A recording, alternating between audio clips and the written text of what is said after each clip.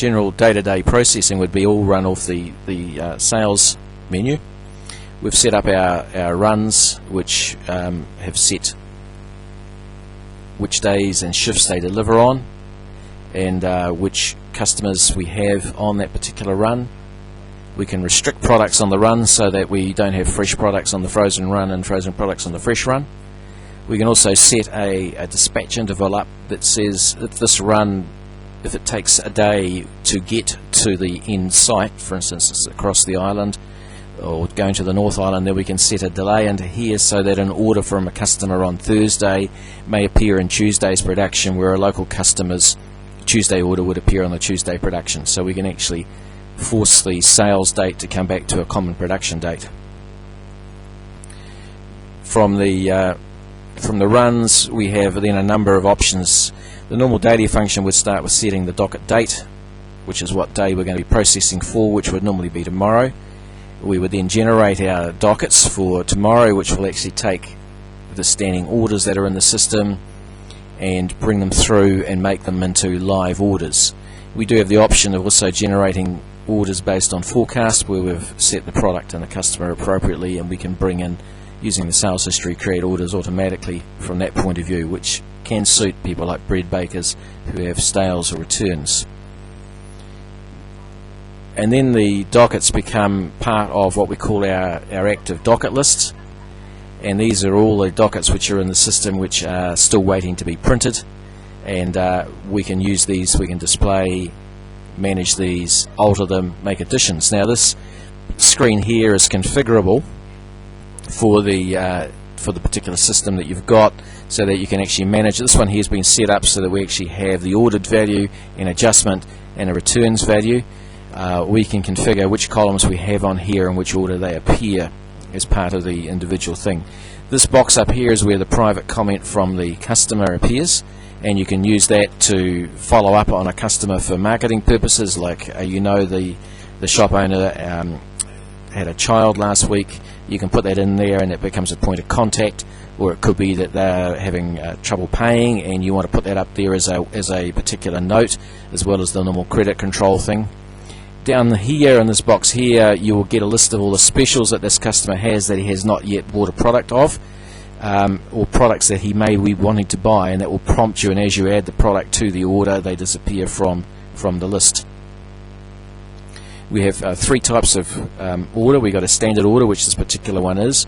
We can have an adjustment order, and we can put the reason on that adjustment order, and we also have the ability to have casual truck sale orders, which are ones which are being made from the runs casually after the production, whereas the standard order is pre-production in a sense and forms part of the production requirement. The shift is 1, 2 or 3, which is what determines which delivery sequence this particular order is going on, and the run determines what it's going to be delivered on. So we have a number of options that allow us to configure the screen, as I said, and that allows the thing to work fast and effectively for the end user. There are also a number of ways we can manage how the order is used, and for instance, it may be that you're a bread baker and you want to produce the orders. They go out as a packing slip to the store. The driver writes the returns that he's picked up on the order and then brings it back to the bakery, in which case you can put the orders through a confirmation phase. So they get printed and then they can sit in a heap of all unconfirmed dockets by run. The dockets come back from the driver, you can pick the run and then get a list of the dockets that you need to go and confirm and put the returns on. But you can also make that as a non-step that you don't need to worry about. We have the ability then to print invoices in batch.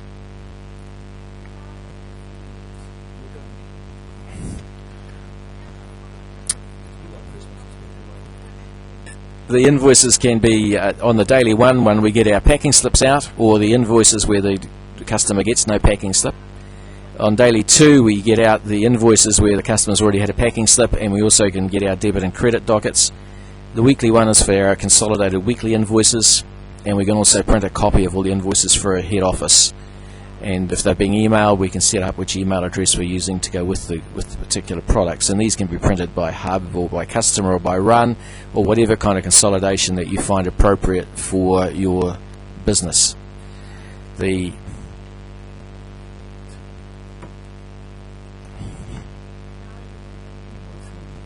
We have the ability to review standing orders for a particular type.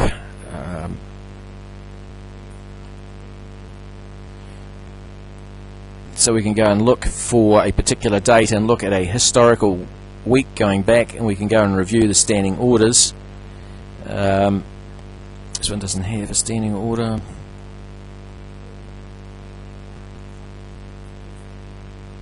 I'm looking for someone who's buying something.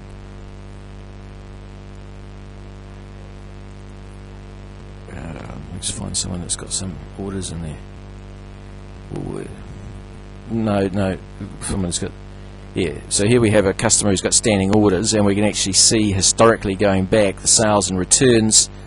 So this case here, the cheese buns, we had 5 returned on that date.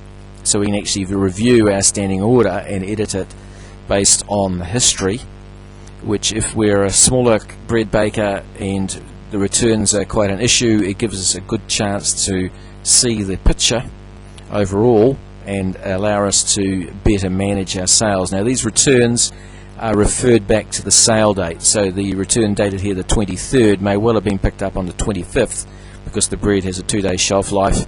This is the date referring to the date it was delivered, so we want to adjust our delivery on the 23rd, on the particular day of the week, the Friday, to be better matched. So that allows us to edit, update the standing orders, or create an order for that customer, and that gives us a way of reviewing standing orders in bulk.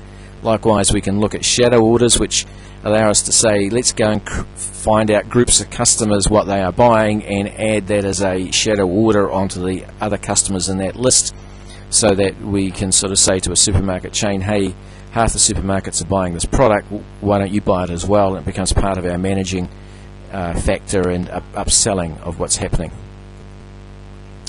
We can create our own debit and credit reasons that say why product was short or needed to be credited, and we can set up and configure those reasons to sort of say how they are going to affect stock, how they're going to affect the commission report, how they're going to affect the sale, and that allows us to analyze all our returns and things in particular ways.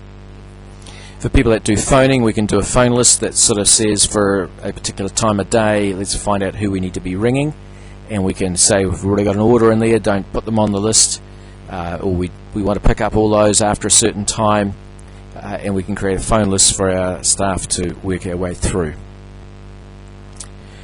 So there are other ways of actually entering orders which can be useful. There is a bulk order option that allows us to pre-enter orders.